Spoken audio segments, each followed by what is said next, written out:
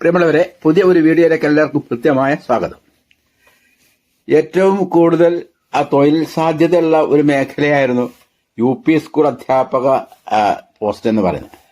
പക്ഷേ ഇന്ന് UP school അധ്യാപകരുടെ റാങ്ക് ലിസ്റ്റിന്റെ കാലാവധി ഈ ഒക്ടോബർ 9 അവസാനിക്കുമ്പോൾ ഭൂരിഭാഗം ജില്ലകളിലും നിയമനം വളരെയധികം ഇഴഞ്ഞിഴഞ്ഞാണ് നീങ്ങുന്നത്. വളരെ കുറച്ച് നിയമനം മാത്രമേ നടന്നിട്ടുള്ളൂ.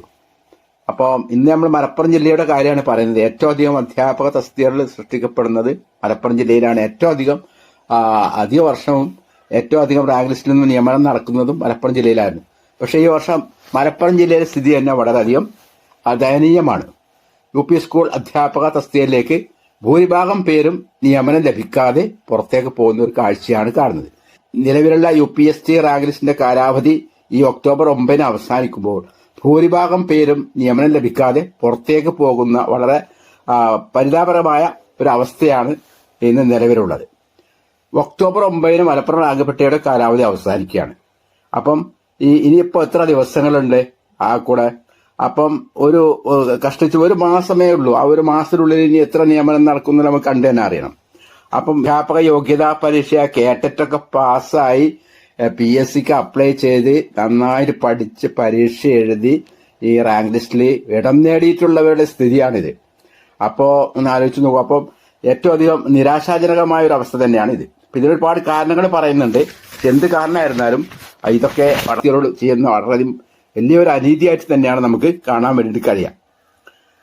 ഞാൻ വിശദമായിട്ട് ഇതിന്റെ കാര്യങ്ങളൊന്ന് നമുക്ക് ജസ്റ്റ് ഒന്ന് ചർച്ച ചെയ്യാം. ഒക്ടോബർ 9 കാലാവധി അവസാനിക്കുന്ന Malappuram UP school teacher PSC rank ലിസ്റ്റിൽ നിന്ന് നിയമനം ലഭിക്കാതെ 75% പേരും പുറത്തേക്ക്.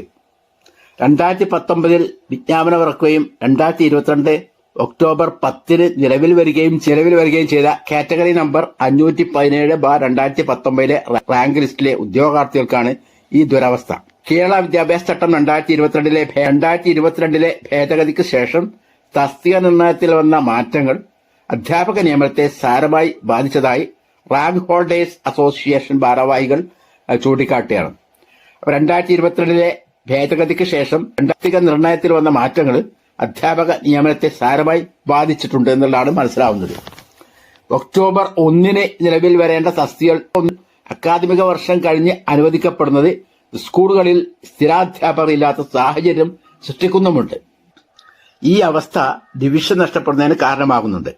ഈ വർഷം മാത്രം 70-ൽ കൂടുതൽ തസ്തികകളാണ് UP വിഭാഗത്തിൽ നഷ്ടമായിട്ടുള്ളത്. അനുവദിക്കപ്പെടുന്ന തസ്തികകൾ PSCയിലേക്ക് റിപ്പോർട്ട് ചെയ്യാൻ വൈകുന്ന സാഹചര്യവും ലിസ്റ്റിൽ നിന്നുള്ള നിയമനങ്ങളെ ബാധിക്കുന്നുണ്ട്.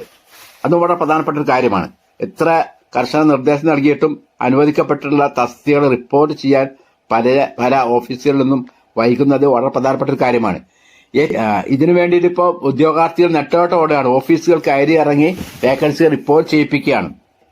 ഏറ്റവും കൂടുതൽ ഉദ്യോഗാർത്ഥികളെ ഉൾപ്പെടുത്തിയ റാങ്ക് പട്ടിക മലപ്പുറയിലേതായിട്ട് പോലും ഏറ്റവും കുറഞ്ഞ നിയമനം മാത്രമാണ് ഇവിടെ നടന്നിട്ടുള്ളത്. 1957 പേരുള്ള റാങ്ക് ലിസ്റ്റിൽ നിന്ന് ജില്ലയിൽ 509 പേർക്ക് മാത്രമാണ് നിയമന ശുപാർശ അയച്ചിട്ടുള്ളത്.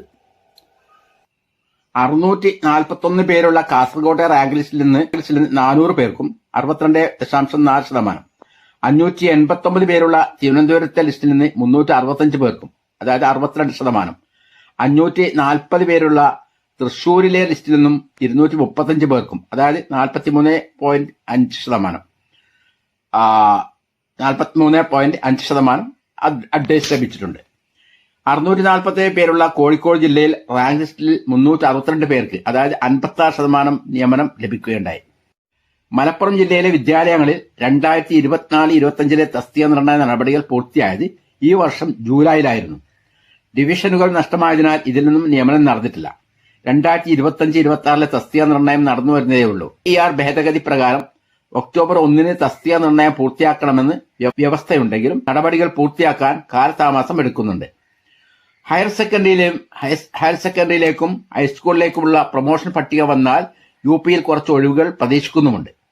അത് ഒക്ടോബറിന് മുമ്പ് ഉണ്ടാകുമെന്നാണ് കരുതുന്നത്. എന്നാൽ കുട്ടികൾ ഉണ്ടായിട്ടും പുതിയ തസ്തികകൾക്ക് അപേക്ഷ സമർപ്പിക്കാത്ത സ്കൂളുകളുണ്ട്. അത്തരം കേസുകളിൽ സർക്കാരിന്റെ അടിയന്തര ഇടപെടൽ ഉണ്ടാവണമെന്നാണ് റാങ്ക് ഹോൾഡേഴ്സ് അസോസിയേഷൻ ആവശ്യപ്പെടുന്നത്. പ്രായപരിധി അവസാനിച്ചതിനാൽ ഇനി PSC പരീക്ഷയ്ക്ക് അപേക്ഷിക്കാൻ അവസരമില്ലാത്തവരാണ് പട്ടികയിൽ ഉൾപ്പെട്ട ഭൂരിഭാഗം പേരും. ഇത് വളരെയധികം ദയനീയമായിട്ടുള്ള ഒരു അവസ്ഥയാണ്. ഇനി അവർക്ക് PSCക്ക് ഒരിക്കൽ കൂടി അപേക്ഷ സമർപ്പിക്കാൻ സാധിക്കുകയുമില്ല. അപ്പം ഈ ഒരു ഗതികേടൊക്കെ അത് ഉദ്യോഗസ്ഥരുടെ അനാസ്ഥ മൂലം ഉണ്ടാവുന്നതാണ് പലതും. പക്ഷെ ഇതിനൊക്കെ സത്വര നടപടികൾ ഈ സ്വീകരിക്കാൻ വൈകുന്നത് ഇതുപോലെ എത്രയോ കഷ്ടപ്പെട്ട് വർഷങ്ങൾ നഷ്ടപ്പെടുത്തി അധ്യാപക യോഗ്യതാ പരീക്ഷയൊക്കെ പാസ്സായി നിരന്തരം PSC കോച്ചിങ്ങിനൊക്കെ പോയിട്ട് അങ്ങനെ കഷ്ടപ്പെട്ട് പഠിച്ച് റാങ്ക് ലിസ്റ്റിൽ മുന്നിലെത്തിയവർ ഇതുപോലെ റാങ്ക് ലിസ്റ്റിൽ നിന്ന് പുറത്താക്കപ്പെടുകയും ഇനി ഒരവസരം അവർക്ക് നിഷേധിക്കപ്പെടുകയും ചെയ്യുക എന്നുള്ളത് വളരെ ദൗർഭാഗ്യകരമായ കാര്യം തന്നെയാണ്. അപ്പൊ ഇതിനൊക്കെ സത്വര ശ്രദ്ധ അധികാരികളുടെ ഭാഗത്ത് ഉണ്ടാവണം എന്നുള്ളതാണ് എല്ലാവരുടെ അഭിപ്രായം. അതുകൊണ്ട് എല്ലാവരും നിതാന്ത ജാഗ്രതയോട് കൂടി എത്രയും വേഗം വേക്കൻസികൾ റിപ്പോർട്ട് ചെയ്യിപ്പിക്കാൻ ശ്രമങ്ങൾ നടത്തുക. റാങ്ക് ലിസ്റ്റിന്റെ കാലാവധി അവസാനിക്കാൻ ഇനി കഷ്ടിച്ചൊരു മാസമേ ഉള്ളൂ. ഇതിനുള്ളിൽ പരമാവധി വേക്കൻസികൾ റിപ്പോർട്ട് ചെയ്യിപ്പിക്കാൻ വേണ്ടി ശ്രമിക്കുക.